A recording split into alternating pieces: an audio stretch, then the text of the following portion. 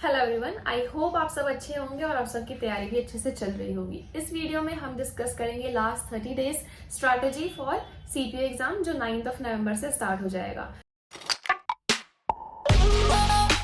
मैंने इस एग्जाम को दिया है और क्लियर भी किया है, तो वही जो स्ट्रैटेजीज मैंने फॉलो करी, जिस तरीके से मैंने अपने लास्ट 30 डेज को यूटिलाइज किया, वही सब मैं आपके साथ शेयर करूंगी।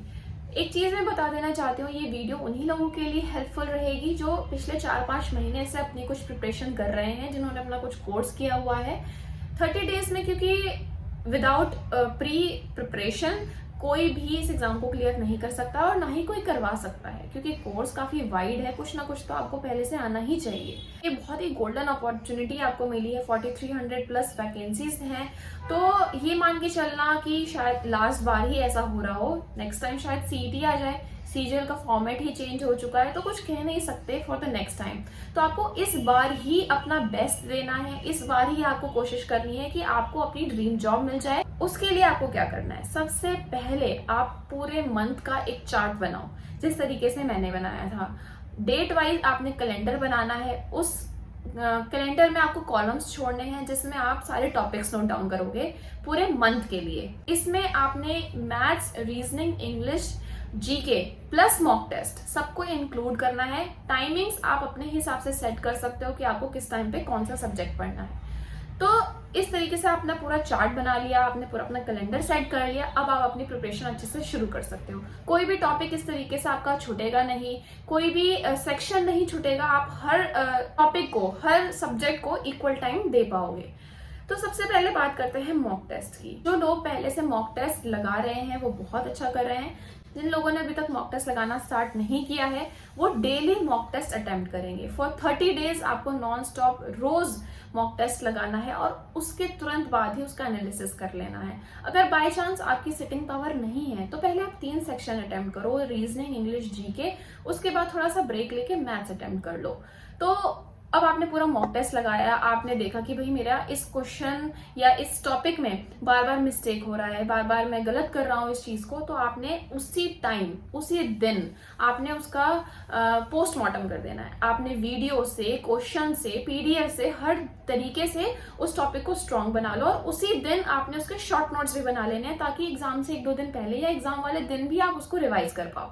ठीक है। मॉक टेस्ट के ऊपर मैंने एक स्पेसिफिक वीडियो बनाई हुई है पहले से ही, how to attempt mock test. अगर आप पहले से मॉक टेस्ट नहीं दे रहे हो तो that video will be very beneficial for you. उसमें मैंने बताया है कि आपको हर एक सेक्शन को कितना टाइम देना है। अब हम बात करते हैं इंग्लिश की। इंग्लिश में अगर आपने पहले से ग्रामर के रूल्स पढ़े हुए होंगे तो आप उन्हीं को रिवाइज करो। वोकैबुलरी अगर आपने अभी तक शुरू नहीं करी है तो idiom, phrase, one word substitution और सिनोनियम्स आपने रोज करने हैं 10। आपका कुछ ना कुछ इंप्रूवमेंट जरूर हो जाएगा। अगर आप पहले से ही वोकैबुलरी कर रहे हो तो प्लीज रुक जाना और एक्स्ट्रा वोकैब्स मत पढ़ना। जो आपने पहले से करी हुई है आप उन्हीं को रिवाइज करना। ठीक है। अगर आप चाहते हो कि भाई मैं इंग्लिश को थोड़ा सा और टाइम देना चाहता हूँ, मेरे से रूल्स पढ़े नहीं जा रहे हैं, तो आप क्या करो, एक सेक्शनल टेस्ट अटेम्प्ट कर लो। सीजीएल का कर लो, सीएचएसएल का कर लो, किसी चीज का भी आप कर सकते हो और उससे भी आपका काफी अच्छा रिविजन हो जाएगा and that will be more than enough. अब हम बात करते हैं जीके की। जीके में आपको मैंने कुछ टॉपिक्स बताए थे, वही सब आपको करने हैं। मैंने वीडियो में पूरा डिटेल्ड वे में एक्सप्लेन किया हुआ है कुछ इंपॉर्टेंट टॉपिक्स जो आपको कवर करने हैं, वही सब आप करो। अपने कैलेंडर में उन टॉपिक्स को डे वाइज नोट कर लेना कि मुझे आज ये टॉपिक करना है, मुझे ये पढ़ना है। उसके बाद आपने करना है करंट अफेयर्स। करंट अफेयर्स आप पहले से कर रहे होगे तो बहुत अच्छी बात है। अगर नहीं कर रहे हो तो आप मंथली करंट अफेयर्स आप पीडीएफ से कर लो, वीडियोस से कर लो, जैसे चाहो आप कर सकते हो। अगर आपको वीडियोस देखने का मन नहीं कर रहा है तो आप स्पीडी की एक बुक आती है, आप उससे भी अपना करंट अफेयर्स कवर कर सकते हो। अब हम बात करते हैं रीजनिंग की। रीजनिंग में आपको कुछ एक्स्ट्रा टाइम देने की जरूरत नहीं है अनलेस एंड अनटिल आपको किसी न किसी टॉपिक में प्रॉब्लम आ रही है। जो आप मॉक टेस्ट में क्वेश्चंस लगाते हो that is more than enough for you. और सेट टाइम में रीजनिंग करने की कोशिश करो। रीजनिंग क्योंकि एक बहुत ही स्कोरिंग सब्जेक्ट होता है, बहुत ही ज्यादा मार्क्स आप इससे ला सकते हो, तो आपको इसमें एक्यूरेसी 100% बना के चलनी है, क्योंकि रीजनिंग में गलती होने के भी चांसेस बहुत ज्यादा होते हैं। जैसे मिरर इमेज हो गया और सीक्वेंस वाले क्वेश्चंस हो गए, हमें लगता है कि भाई हमने सही लगाया पर गलत हो जाता है कभी कभार जल्दबाजी में, तो वो आपको बहुत ध्यान से अटेम्प्ट करना है और रीजनिंग में कोशिश करनी है कि आप ज्यादा से ज्यादा स्कोर कर सको। उसके बाद हम बात करते हैं मैथ्स की। मैथ्स एक काफ़ी वाइड सब्जेक्ट है, तो मैथ्स के लिए आपने मॉक टेस्ट दिया, मॉक टेस्ट से आपने एनालिसिस किया। इसके बाद आपको सबसे पहले जो काम करना है वो आपको सारे स्क्वायर्स याद होने चाहिए, सारे क्यूब्स याद होने चाहिए, सारे फ्रैक्शंस याद होने चाहिए। यही आपको थोड़ी सी एक्स्ट्रा मदद करेंगे मॉक टेस्ट में क्वेश्चंस को जल्दी सॉल्व करने के लिए। और इसके अलावा आपको क्या करना है, डेली आपने फॉर्मूलेस पढ़ने हैं। डेली आप चैप्टर वाइज कर लो या टॉपिक वाइज कर लो, जैसे आपकी इच्छा हो वैसे आपने फॉर्मूलोज को पढ़ना है, फॉर्मूलेज याद करने हैं और रोज रिवाइज करना है। क्योंकि रिवीजन एक की है जो बच्चा ज्यादा नहीं पढ़ता, कम पढ़ता है, लेकिन उसको अच्छे से पढ़ता है, वो भी अच्छे से एग्जाम क्लियर कर लेगा। आपने मान लो पूरा कोर्स पढ़ डाला, आप सब कुछ पढ़ रहे हो लेकिन याद कुछ है नहीं, क्या फायदा होगा उससे।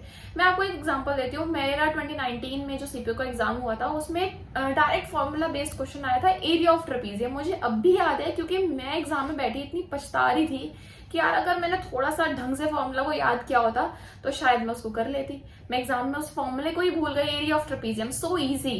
तो ये काम आपको नहीं करना है। आपने जितना पढ़ा है उसको अच्छे से रिवाइज करो, सारे फॉर्मूलेस को याद करो और आप अच्छे से अपना एग्जाम अटेम्प्ट कर पाओगे, भले ही आपको सारा कुछ नहीं आता है। ठीक है, तो इस तरीके से आपको अपनी मैथ्स कवर करनी है। अगर आपको लगता है भाई कि मेरा मैथ्स में अभी भी उतना मैं सेटिस्फाइड नहीं हूँ, तो आप एक्स्ट्रा सेक्शनल टेस्ट लगा लो, आप थोड़ी और पीडीएफ सॉल्व कर लो। इस तरीके से आपका मैथ्स कंप्लीट हो जाएगा। मैं आपको एक चीज बताना चाहती हूँ कि डेली टारगेट्स आप खुद से सेट कर रहे हो then that is very well and good. लेकिन अगर आप वो नहीं कर पा रहे हो तो आपकी हेल्प करने के लिए बीइंग एन एक्सपीरियंस पर्सन, मैंने 2 बार सीपीयू दिया, जो गलतियां मैंने करी, जिस तरीके से भी मैंने अपने लास्ट 30 डेज को यूटिलाइज किया है, वो मैं आप लोगों के साथ शेयर करना चाहती हूँ। उसी चीज के लिए मैंने टेलीग्राम पर ग्रुप बनाया है जिसमें मैं अब रोज कल से टारगेटेड बेस्ड पीडीएफ दूंगी जो आपको डेली की डेली कवर करना रहेगा। उसमें आपका सारा रिवीजन भी हो जाएगा। तो अगर आप चाहते हो तो उसको ज्वाइन कर सकते हो and that will be very beneficial for you. इसके अलावा आपके कोई भी क्वेश्चंस हो तो आप डेफिनेटली मेरे को कमेंट सेक्शन में पूछ सकते हैं।